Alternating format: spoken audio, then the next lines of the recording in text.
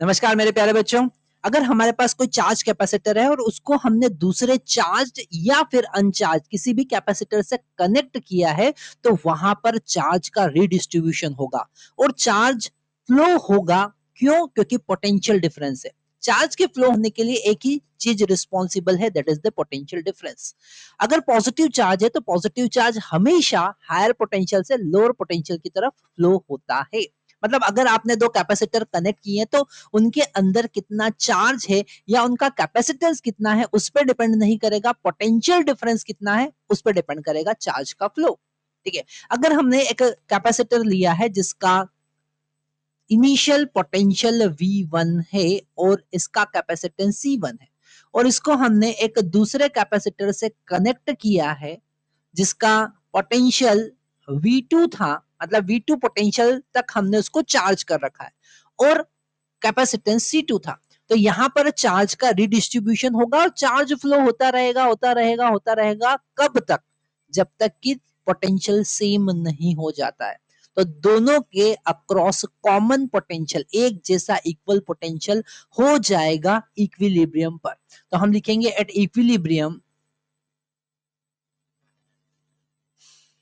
Equilibrium दोनों का potential V common हो जाएगा। अब V कॉमन निकालने के लिए हम क्या यूज करेंगे? Total charge divided by total potential, total capacitance. तो टोटल चार्ज कितना होगा? पहले पे होगा Q1, दूसरे पे होगा Q2 divided by C1 plus C2। तो हम यहां पर कॉमन पोटेंशियल निकाल सकते हैं और कॉमन पोटेंशियल का फॉर्मूला होगा C1 V1 plus C2 V2 divided by C1 plus C2। Okay, और अगर आपको कॉमन पोटेंशियल पता चल गया है तो अब न्यू चार्ज क्या होगा वो भी आप फाइंड कर सकते हैं। आप Q1 डैश फाइंड कर सकते हैं जो कि होगा C1 इंटू वी कॉमन, और Q2 डैश भी फाइंड कर सकते हैं जो कि होगा C2 इंटू वी कॉमन। ठीक है, तो आप नया चार्ज क्या होगा वो भी फाइंड कर सकते हैं पुट करके।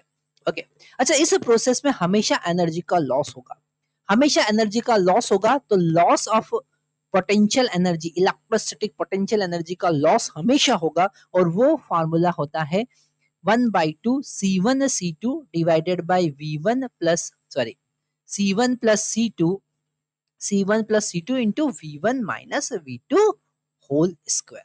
ठीक है, तो यहां पर हमेशा आपको याद रखना है कि loss of energy, loss of energy होता है, हमेशा एनर्जी का लॉस होता है और उसका फॉर्मूला है 1/2 C1 C2 divided bye C1 plus C2 V1 minus V2 का होल स्क्वायर। यहां पर एक और बात आपको ध्यान रखना है कि ये फार्मूला है, ये फार्मूला है, ये फार्मूला है और इनकी हेल्प से ये जो फाइनल चार्ज आप फाइंड करेंगे, ये फार्मूला आपको कब यूज करना है? जब आप सेम पोलैरिटी कनेक्ट करते हैं।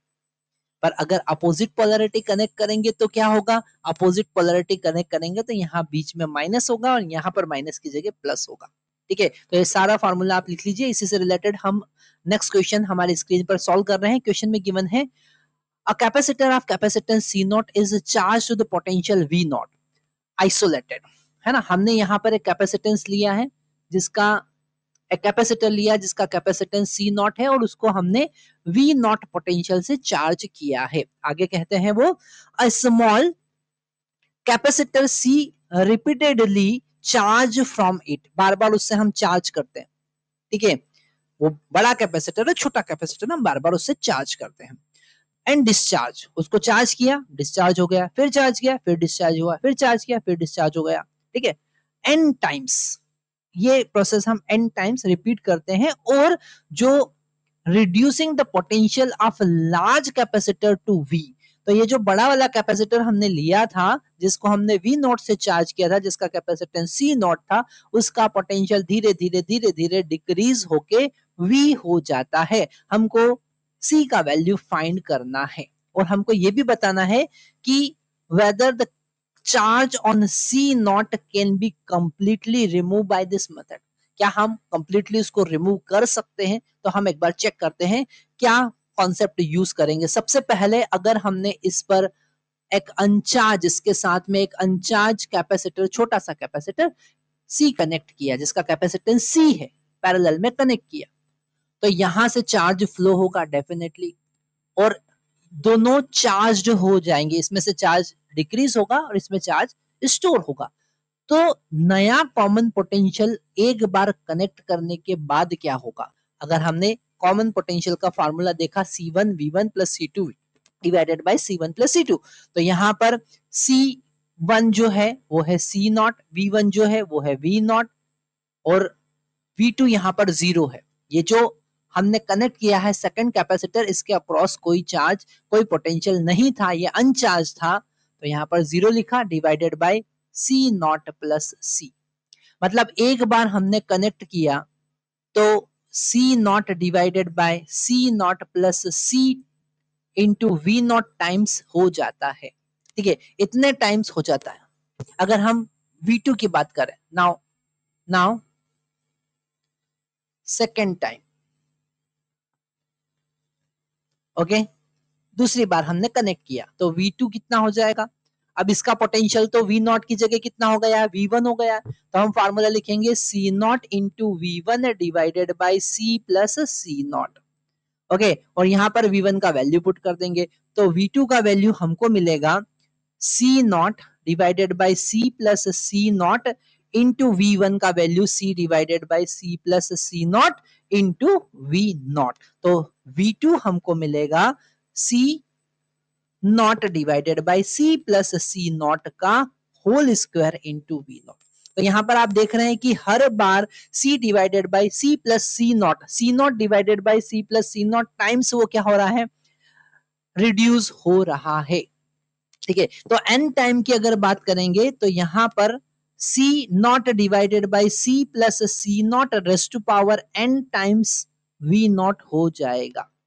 और यहां पर Vn का वैल्यू जो दे रखा है, Vn का वैल्यू उन्होंने V दे रखा है कि n टाइम्स आपने रिपीटेडली ये काम किया तो पोटेंशियल V हो गया, तो पोटेंशियल V हो गया, तो यहां पर हम सॉल्व करते हैं, इस Vn का वैल्यू V हो गया, that is equal to C not divided by C plus C not raised power n into V not. अब यहां से उन्होंने कहा कि C का वैल्यू निकाल के बताओ, आगे तो सिंपल है, C का वैल्यू हम यहाँ पर निकाल सकते हैं, इसे हम लिखेंगे V divided by V not और यहाँ पर 1 बाय n, हम nth रूट लेंगे उसका, C divided by C not divided by C plus C not.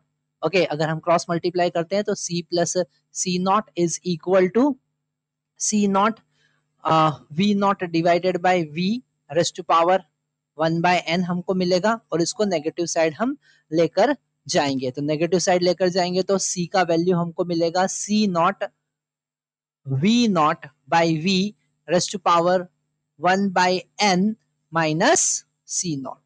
तो C is equal to C not in the bracket V not divided by V raised to power 1 by n minus 1। Okay, तो ये हमारे पास में answer आएगा। ठीक है, ये है C का वैल्यू। ठीक है, अब उन्होंने कहा है कि अगर हम इसको कितनी बार करें, क्या हम यहाँ पर इसको कंप्लीटली डिस्चार्ज कर सकते हैं, है ना, तो यहाँ पर कंप्लीटली डिस्चार्ज वापस से हम यहाँ पर पहुंच जाते हैं V का value for completely discharge, for अगर हमको इस V को जीरो करना है, इस V को जीरो करना है तो हमको इस n को इंफिनिटी करना पड़ेगा। ठीक है, अगर हम V टेंड्स टू जीरो है तो n टेंड्स टू इंफिनिटी, थोड़ा सा यहाँ पर कंफ्यूजन हो सकता है क्योंकि ये C divided by C plus C not जो है वो 1 से छोटा है, और इसका वैल्यू अगर हम इसका पावर अगर हम इंफिनिटी रखते हैं तो ये अप्रोक्सीमेट जीरो आएगा। ठीक है, ये क्या होगा, जीरो हो जाएगा। इंफिनिटी मतलब आपको रिपीटेडली करते रहना करते रहना करते रहना करते रहना, इनफाइनाइट टाइम के बाद में पॉसिबल है कि वो जीरो हो जाएगा, मतलब कि पॉसिबल नहीं है, आप कंप्लीटली उसको डिस्चार्ज नहीं कर सकते हो, ये प्रोसेस आपको इनफाइनाइट टाइम रिपीट करना पड़ेगी। मतलब आप लिखेंगे no it is not possible, ये जो आपके क्वेश्चन लिखा हुआ है यहाँ पर जो सेकंड है, weather the charge on C naught can be completely removed by this method, no we cannot do this. Okay, thank you very much। तो यहाँ पर हमने कैपेसिटेंस का कॉन्सेप्ट देखा, जो कि इसे हम कहते हैं, इस टॉपिक को कहते हैं if we are connecting to capacitor what will be the loss of energy, पर यहाँ पर हमने अभी लॉस ऑफ एनर्जी की बात नहीं की, इसी को आगे भी बढ़ा सकते हैं कि कितना एनर्जी का लॉस होगा, है ना, अगर क्वेश्चन को हम और इंटरेस्टिंग करना चाहते हैं तो।